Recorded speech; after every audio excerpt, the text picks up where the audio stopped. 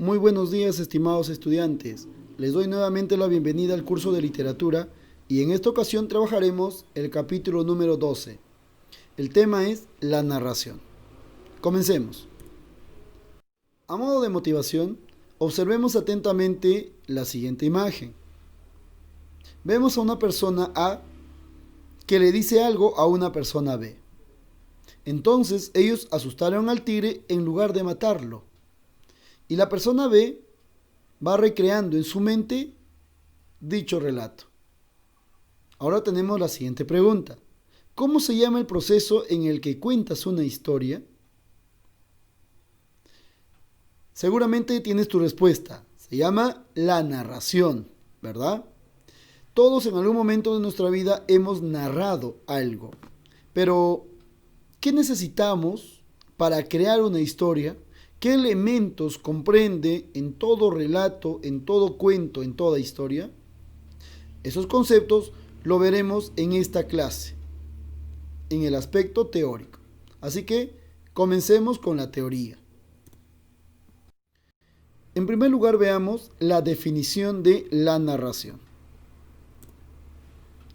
La narración es el relato de uno o más hechos reales o imaginarios que le sucede a unos personajes en un lugar y en un tiempo determinados. En otras palabras, la narración es contar una historia. Ahora veamos las características. Las principales características son, en primer lugar, la verosimilitud. Toda narración debe presentar una historia que sea creíble, verosímil. En segundo lugar, la sencillez. La obra o la historia debe ser sencilla, de modo que el receptor pueda comprenderla rápidamente. Y en tercer lugar, toda narración debe ser breve, a efectos de evitar cualquier cansancio o aburrimiento en el receptor. Estas tres características son las principales de toda narración. Veamos ahora los elementos que están presentes en toda narración. En primer lugar tenemos la acción. La acción es lo que sucede y se cuenta en el relato.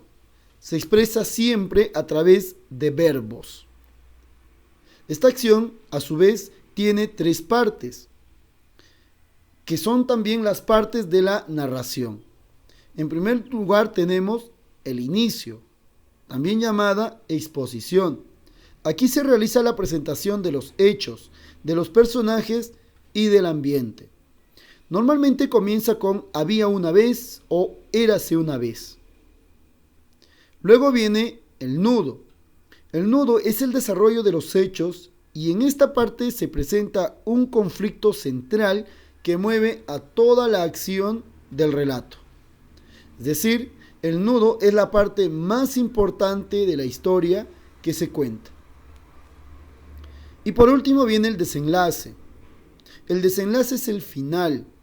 Aquí se muestra la solución a la situación planteada en el nudo. Es decir, los conflictos quedan resueltos en el desenlace. Estas tres partes se encuentran siempre en toda narración. Ahora, no siempre las encontramos en ese orden. Hay historias que pueden comenzar por el nudo, otras que pueden comenzar por el final.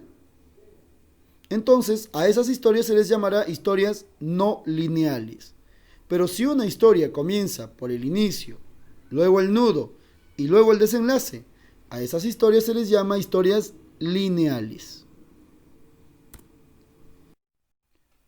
Segundo elemento de la narración, los personajes. Son aquellos que realizan las acciones de la historia. Suelen ser personas, animales u objetos. Ahora bien, para desarrollar una buena presentación de los personajes, se debe considerar los siguientes requisitos. En primer lugar, debe presentárselos siempre como seres vivos.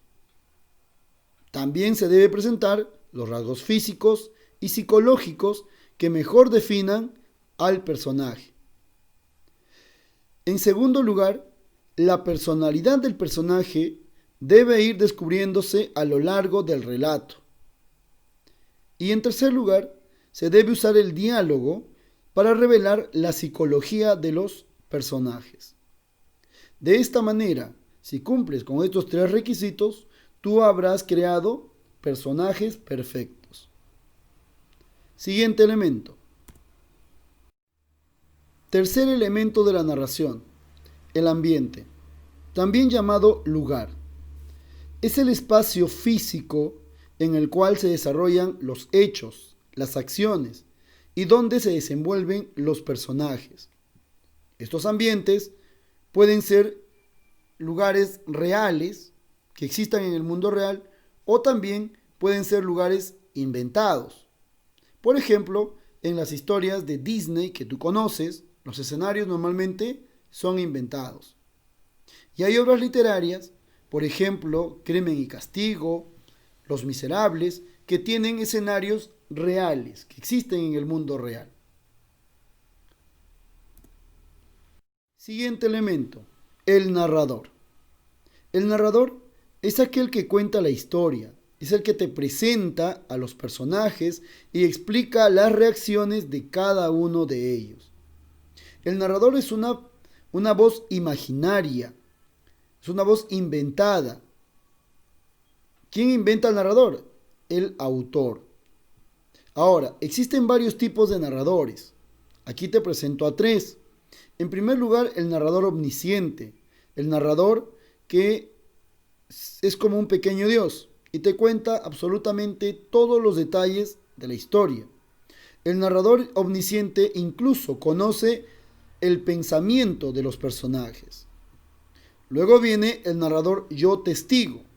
Es el narrador que cuenta solo lo que ve. No sabe el pensamiento de los personajes y no conoce toda la historia. Solo te cuenta lo que ve. Y por último, el narrador yo protagonista. Es decir, el narrador personaje. Cuando el personaje te está contando su propia historia. En este narrador yo protagonista se utiliza la primera persona gramatical. Se cuenta utilizando el yo. Recuerda, el autor y el narrador son dos conceptos distintos. El autor es una persona que existe en la vida real y escribe la obra, mientras que el narrador es una voz imaginaria que da a conocer la historia. Este sería el cuarto elemento de la narración. Y hay un quinto elemento, el tiempo. El tiempo es la duración de los hechos o la época en la que se realizan las acciones. Por lo tanto, tenemos 5 elementos. Recapitulamos. Las acciones, los personajes, el ambiente, el narrador y el tiempo. Toda narración debe presentar estos 5 elementos. De otro modo, no existirá dicha narración. Muy bien, estimados estudiantes, hemos acabado el aspecto teórico. Ahora veamos la helicopráctica. Helicopractis. Lea atentamente el siguiente fragmento del cuento de Julio Ramón Ribeiro, Los merengues. Apenas su mamá cerró la puerta, Perico saltó del colchón y escuchó, con el oído pegado a la madera, los pasos que se iban alejando por el largo corredor. Cuando se hubieron definitivamente perdido, se abalanzó hacia la cocina de querosene y hurgó en una de las hornillas malogradas. Allí estaba, extrayendo la bolsita de cuero, contó una por una las monedas. Había aprendido a contar jugando a las bolitas. Y constató, asombrado, que había 40 soles. Se echó 20 al bolsillo y guardó el resto en su lugar. No en vano, por la noche, había simulado dormir para espiar a su mamá. Ahora tenía lo suficiente para realizar su hermoso proyecto. Desde aquel día, los merengues constituían su obsesión. Cuando llegó a la pastelería, había muchos clientes ocupando todo el mostrador. Esperó que se despejara un poco el escenario, pero no pudiendo resistir más, comenzó a empujar. Ahora no sentía vergüenza alguna, y el dinero que empuñaba lo revestía de cierta autoridad y le daba derecho a codearse con los hombres de tirantes. Después de mucho esfuerzo, Su cabeza apareció en primer plano, ante el asombro del dependiente. ¿Ya estás aquí? Vamos saliendo de la tienda. Perico, lejos de obedecer, se irguió y con una expresión de triunfo reclamó: 20 soles de merengues. Su voz estridente dominó en el bullicio de la pastelería y se hizo un silencio curioso. Algunos lo miraban, intrigados, pues era hasta cierto punto sorprendente ver a un rapaz de esa calaña comprar tan empalagosa golosina en tamaña proporción. El dependiente no le hizo caso y pronto el barullo se reinició. Perico quedó algo desconcertado, pero disimulando por un sentimiento de poder repitió, en tono imperativo: 20 soles de merengues. El dependiente lo observó esta vez con cierta perplejidad, pero continuó despachando a los otros parroquianos. ¿No ha oído?, insistió Perico, excitándose. Quiero 20 soles de merengues. El empleado se acercó esta vez y lo tiró de la oreja. ¿Estás bromeando, palomilla? Perico se agazapó. A ver, enséñame la plata. Sin poder disimular su orgullo, echó sobre el mostrador el puñado de monedas. El dependiente contó el dinero. ¿Y quieres que te dé todo esto en merengues?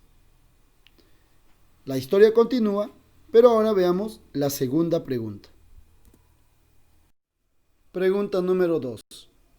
Identifique los siguientes elementos. Después de leer el fragmento, seguramente ya sabemos, ¿verdad?, quién es el autor, quiénes son los personajes, qué tipo de narrador presenta y cuál es el ambiente. Seguramente tú ya tienes esta respuesta. El autor, Julio Ramón Ribeiro. Personajes, Perico, el panadero. El narrador, omnisciente. Y el ambiente, la casa de Perico, las calles de Lima y la panadería. Pregunta número 3. Identifica el nudo del relato.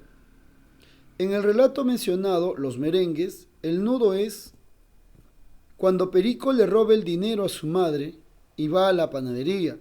Intenta comprar los merengues, pero sin éxito, pues el panadero no se los quiere vender.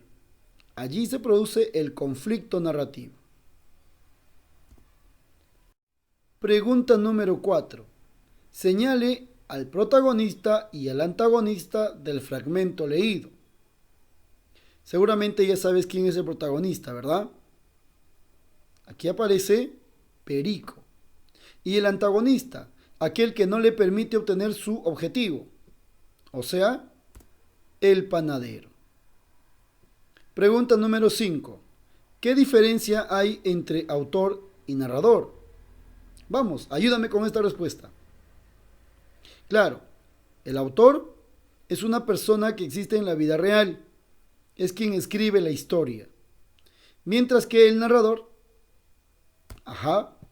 es una voz imaginaria que nos da a conocer la historia. Pregunta número 6. ¿Cómo se denomina la disciplina que estudia el relato? Esa disciplina se denomina la narratología. Pregunta número 7. Identifique el tipo de narrador. Llegó el día de apartarme de la mejor vida que hallo haber pasado. Dios sabe lo que sentí al dejar tantos amigos y apasionados, que eran sin número. Se observa el uso de la primera persona gramatical. Por lo tanto, el tipo de narrador es narrador protagonista.